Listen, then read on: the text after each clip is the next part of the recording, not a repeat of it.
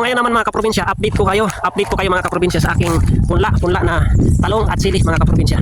Ito yung ating mini. Ayan mga kaprobinsya, na kanina mga kaprobinsya pinaarawan ko siya. Pinaarawan ko kagabi naman para mabasa-basa siya ng tunog, kung tawagin sug mga kaprobinsya. So tinanggal ko tong bubong. Tinanggal ko tong bubong mga kaprobinsya para maulanan siya. Iba kasi yung ulan mga kaprobinsya kaysa sa idinidilig natin na pinapump na tubig, kasi may fertilizer yung ulan mga kaprobinsya. So nitrogen fertilizer yung nakukuha na sustansya galing sa ulan, kaya napakalaking bahagi mga kaprobinsya. Malaking bagay na para sa ating mga tanim-tanim. Ayan mga kaprobinsya, napakaganda na. Ayan mga kaprobinsya, yung mga talong natin, ayan buhay na. Ayan na yung ating mga talong mga kaprobinsya. Ayan So yung mga bakante, pinagpapalitan ko ng siling tangad o labuyo mga kaprobinsya. At dito nag-umpisa pa lang, Ayan, nag-umpisa pa lang.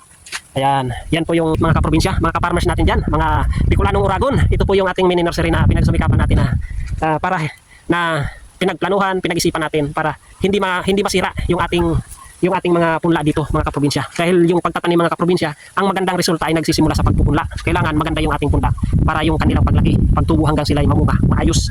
Doon naman mga kaprobinsya, yun naman talaga yung dapat natin gawin. So maraming salamat po. Mag-ingat po tayong lahat. God bless. Goodbye. Alright. Gang gang.